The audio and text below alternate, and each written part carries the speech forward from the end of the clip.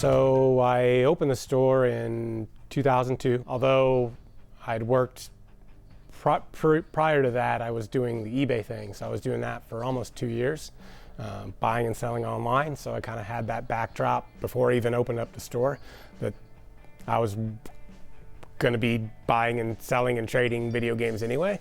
So it was just the opportunity came about where I could open up the store and kind of do the same thing I was doing online, but just in a brick front location rather than just the online thing. So as far as growing up, I grew up in Sedalia, 30 minutes from here. Graduated in 1996, came up to school, went to CMSU at the time, no longer, it wasn't UCM at the time, so CMSU, graduated at CMSU in 2000, and 2 years later, opened up Rockin' Sports.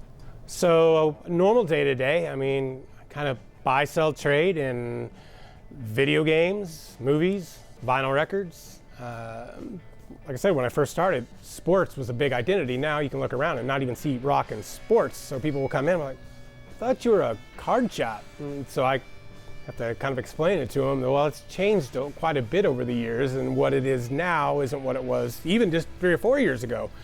Vinyl records was used to be a bin. When I was like, oh, I think they're pretty cool, but I'm not sure if there's going to be that many people that really want to have vinyl records. So I had like literally one tote.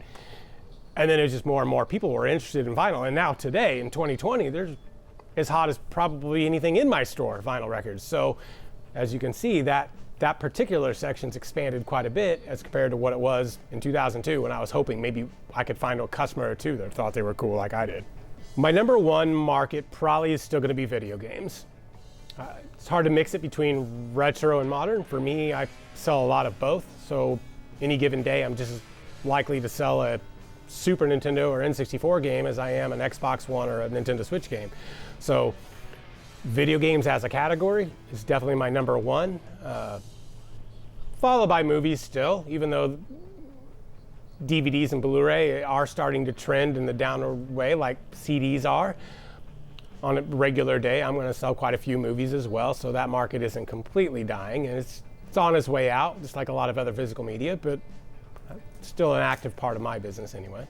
When I first opened the business, one of the main reasons I opened it up was because it was a college town. I felt like I could just, at that time I was only 23, so I was pretty much a college kid. I felt like, yeah, college kids love this stuff. Why shouldn't there be a business here in town that can supply that to them? You know, I've always been into retro gaming, so for me, opening the store to give them a place to buy old Nintendo games, like that's what I really wanted to do. I thought that, because I'd meet plenty of my college friends when I was selling just online, they'd be like, well, can you get me a Nintendo or can you get me a Super Nintendo? This is before I even opened my store. And so I knew that there was interest there. But for sure, it helps. It helps having the college in town, both buying and selling. You know, I buy a lot from the college kids. As far as how, I'm always willing to change the store to be sustainable. Like I want to do this for a living. So like we said earlier, how I've changed the business model as the years go by, I can't tell you for sure what the trends will be in 2027. Will anybody care about DVD movies? It's trending down. It'll be completely gone like the CD market is, where it's really hard to find someone who's actively looking to buy and sell CDs.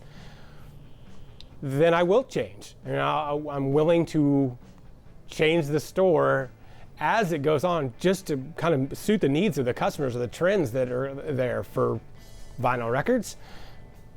They picked up in the last 5 or 6 years. You have record stores literally opening, not just closing, but actually opening up for the first time. Well, to me, that's a noticeable trend, and I'm going to expand that category a lot. So I have done that over the last couple of years, where I'm stocking new sealed records for the first time. I hadn't done that in 16 years of the store. But as kids started to want and collect records, then I felt more obligated to have a section of new sealed vinyl records. My store hours are 10 to 7, Tuesday through Saturday, closed on Sundays, Mondays. On Saturday we close early, so it's 10 to 5:30 on Saturday. I buy, sell, trade every day that I'm open.